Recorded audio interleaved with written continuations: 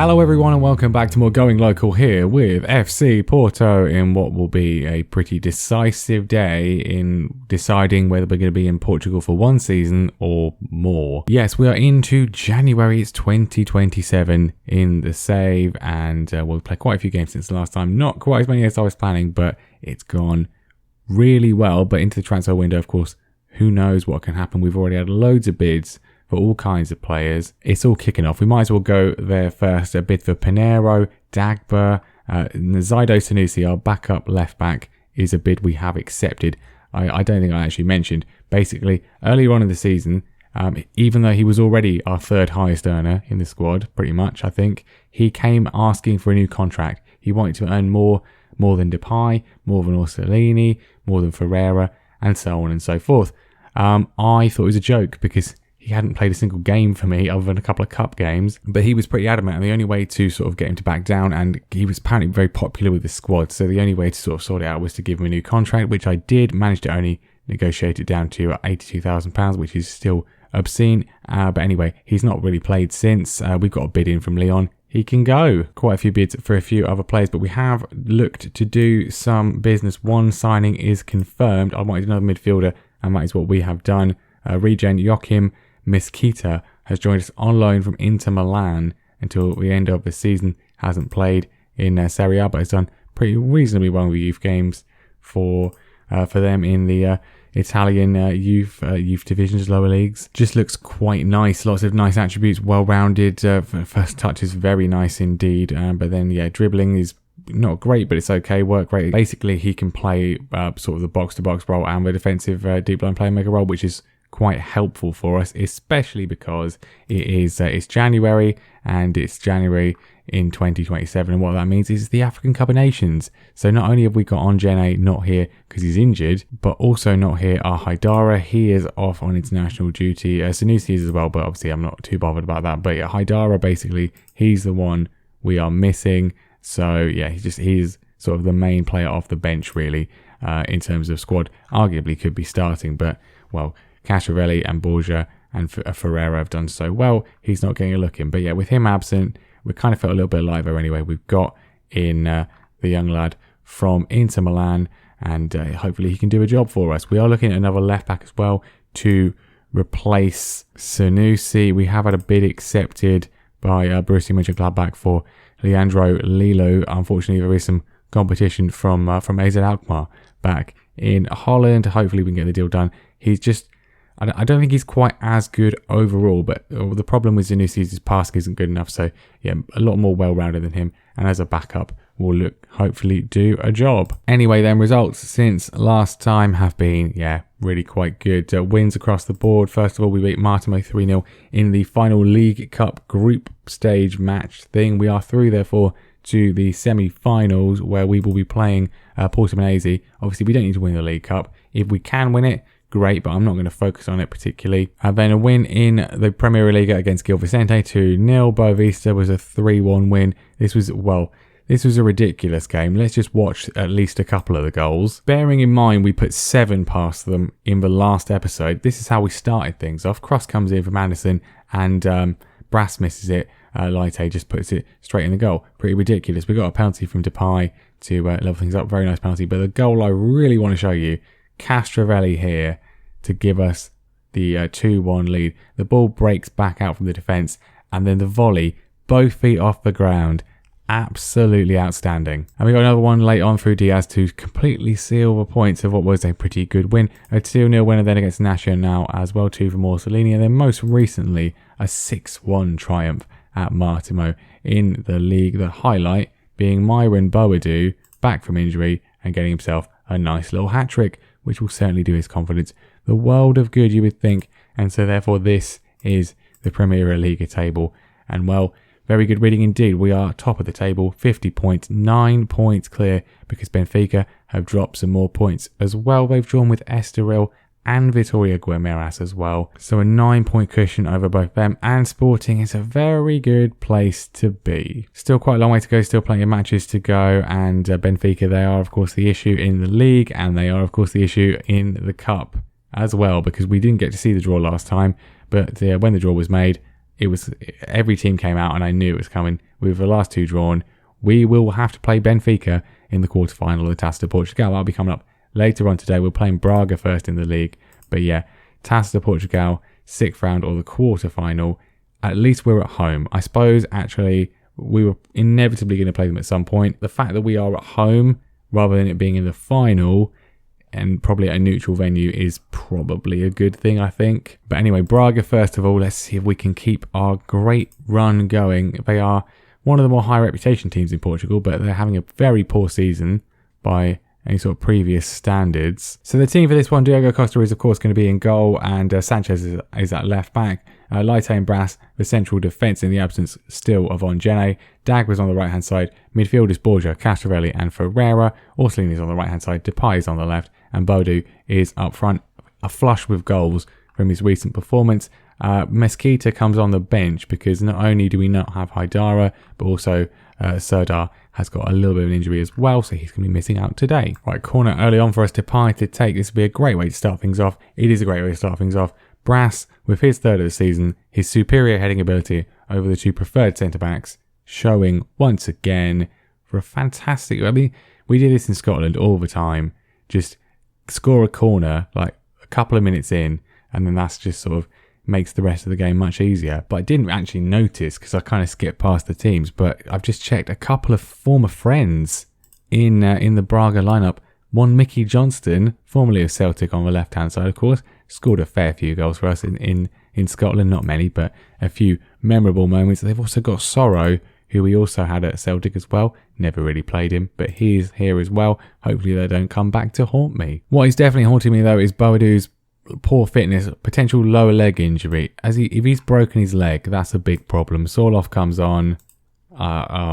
Yeah, not good. Scored a hat-trick, and now he's got a broken leg, potentially, and corner for them. Orsolini knocks it away. Here's Sorloth, obviously not as good as Boadu by any means at all. Okereke could have gone on the bench. Actually, to be fair, Sorloth did score a goal recently, so that's why he's on the bench ahead of Okereke, who has recovered from his injury, but that's not a shot on goal. If it was a shot on goal, that's a bit of a concern. Well, they have actually got Kemar Roof up front as well, so it's a plethora of former SPL players in the Braga lineup, but we're coming forwards once again. Here is Sorloth, ball across. Orsolini does his usual thing. At least he didn't hit the woodwork. Every game he gets some kind of sighter, and then he goes and scores. Usually hits the woodwork, but he does usually end up scoring as well. But this is well, I'm not quite as confident now Boadu's gone off. It is still January. If he's seriously injured, we may look to bring someone in. We have, of course, got the Regen Mensah in the youth team, but I'm not sure he's quite ready for this. And I'm not sure Okereke and Sorloth can deliver necessarily super consistently. But anyway, Castrovelli steals in, and his shot is wide. Overall, though, very, very boring first half, but we're winning, so that's all that really matters at the end of the day. 3 points, get it on the board. You know what this is? This is because we scored so many goals in the previous episode. This is just... it's bringing us back down. Honestly, one of the most boring games ever. Vicini with a free kick. Sorloth just drags it over the bar. Nothing has happened in between the last 2 highlights at all. We're into the final seconds. Is there going to be a late sting? Don't think so. Nope. It's a 1-0 win. We scored in the second minute. Nothing else really happened. I mean, as I say, 3 points. That's all we really care about. That's the only actual concern. Benfica yet to play. So the lead goes up to 12, which is really nice. If Benfica could maybe drop some points again, that'd be good. Boadu, he's not broken his leg. It's a calf muscle injury, 2 to 3 weeks. So that's not too bad. Well, they don't. They win against Firenze. So yeah, the gap stays at 9. It's still a really good position to be in. And let's see if we can, sort of assert our dominance in the cup match in a couple of days' time. Right, Leandro Lilu has agreed to join. We will confirm this one. I'm assuming Sanusi will reject the contract offer at Lyon. That's how it normally goes. But we've got his replacement in for when he does depart. Okay, obviously not ideal to play them at all. I'd rather they got knocked out by someone else. But given we've had to beat Sporting as well, I don't know. As I say, I think we probably would have had to play them at some point. To play them at home here now, probably better than playing them in the final or anything, and would certainly make things a bit more straightforward, but we actually have to beat them at all, which we did do in the league so far, but yeah, I'm trying to postpone the inevitable defeat. Hopefully not, though. Right, so obviously Boadu misses out, so it's a choice between Sorloth and Okereke, really. Let's just check their record. Sorloth has scored 1 goal in the league, and overall he's got 5. Okereke's got 2 in the league, and overall he has got 3. So logically Sorloth, I guess. I mean, Sorloth is probably better. Neither of them have been particularly amazing. I mean, the attributes would tell you it's Sorloth, right? So I think that's what we're going to do. But obviously we can bring Okereke off the bench if need be. It's a perfectly good option. Otherwise, no changes. Let's go. I mean, they are a pretty good team, it's fair to say. Former Porto player Otavio in there. And just, yeah, Ben Chilwell randomly as well. Thomas Tuchel, of course, at the helm. That's probably why he signed him from his brief time in charge of Chelsea. But I expect nothing but a win because it would be really inconvenient if we got knocked out here. Right, first highlight is us. Orsolini flicks it on, looking for Memphis Depay. Popov is able to claim easily. Sorloth going to press him, but he's pressing very hard up the pitch. I don't think it's going to make any difference. The ball is given straight to Dagba though, so maybe it did. Maybe the pressure did tell, but as soon as I look at the screen, it's already been given away by Dagba. But we've won it back, and we can hopefully fashion a chance here. Dagba recently subject of a huge bid from China, sort of 45 million, which ordinarily I'd take, but can't really be bothered to find a replacement at this stage. Orsolini touches it on to Castrovelli. Sorloth's in. Sorloth. Would Boadu have scored? Would Okereke have scored? Who knows? The point is Sorloth did not score. It's a good chance early on though. Orsolini once again on the ball. He didn't score in a previous game, which is very unlike him. Lays it back to Dagba. Can he find a cross in? It's blocked. And that's a bit of a concern. Chance for a counter from Benfica, maybe, unless we close it down. It's given away. The pressing works again. Orsolini rushes the effort, but it's fallen to Vitinha, and Vitinha's hit the post, and Orsolini with a follow-up. Normally, he's the one hitting the woodwork. It's Vitinha this time, and Orsolini follows it home to give us a pretty early lead. I was a bit worried when we hit the post because I thought it's going to be one of those days, but it's a good effort from Vitinha. Orsolini reacts super quick. Well, I mean, lightning speed. What is he? Is he the Flash? Is he Superman? Puts it away.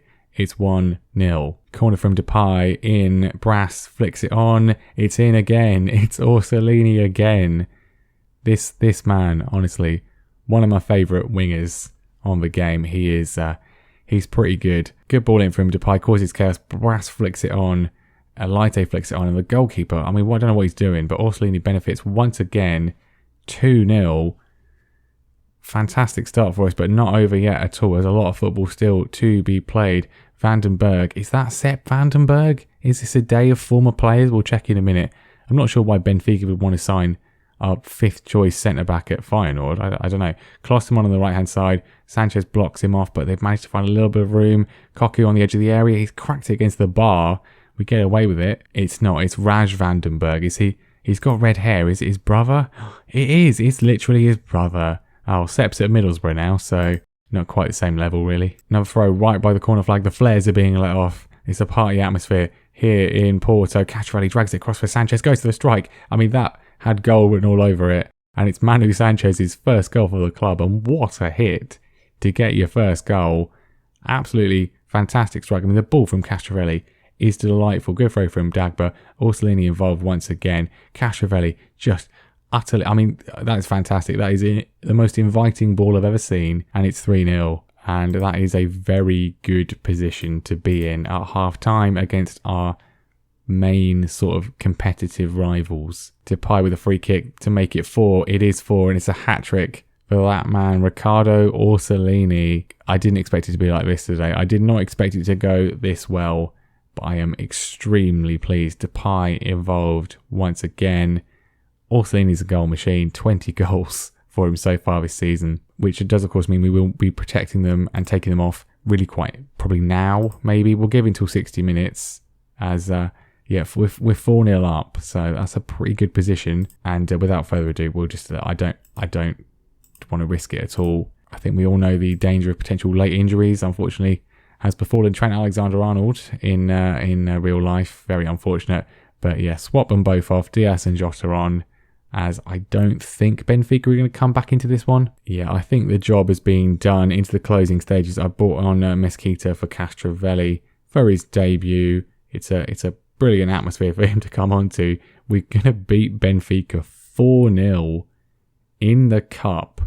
We make it through to the semi-finals, and we can't say we've had it easy because we've had to take out our two closest rivals in the form of both Sporting and Benfica, but we've done it with, I was going to say ease. It wasn't easy against Sporting, was it? But considerably easier here against Benfica. Much, much, much more like it. And, it's very good, but it also increases the pressure in terms of making sure we do actually seal the cup this year. But Orsolini, what a performance. Hat-trick for him. Absolutely outstanding. Okay, so the draw for the semi-final is not for over a week. What is the, why, every country has its quirks, but having the draw for the next round be ages after the actual matches is really quite weird. But anyway, let's see just who we could be potentially playing. Portimonense, I think, are probably the biggest threat. They have gone through. Vitória Guimarães as well make it through, and Martimo, who not quite as good. So yeah, Portimonense having a good season, currently in 4th place in the league. They are the most dangerous side I think left in. Vitória Guimarães as well. So yeah, it's not going to be simple, but we've put ourselves in the best possible position by taking Sporting and Benfica out. Let's put it that way. So there we go then. That's what I call a pretty successful episode. Now, we will be back next time for the semi-final, which is a 2-legged affair from the looks of things. So semi-final against one of the teams we've just mentioned, as well as the Arouca game as well. They are bottom of the league, so hopefully 3 more points in that one. We will have played Sporting away from home in the league in the meantime, as well as Portimonense as well. They are our opponents in the League Cup semi-final too.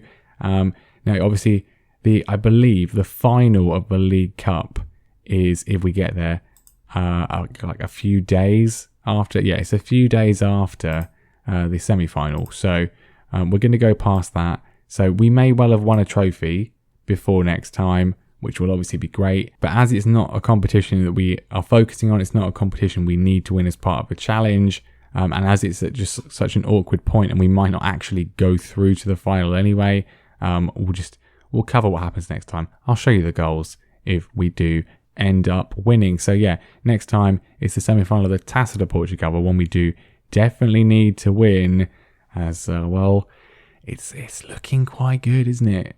But then when things look good, they tend to go wrong. But anyway, thank you very much for watching. Make sure you leave a like, make sure you subscribe as well, and I'll see you next time.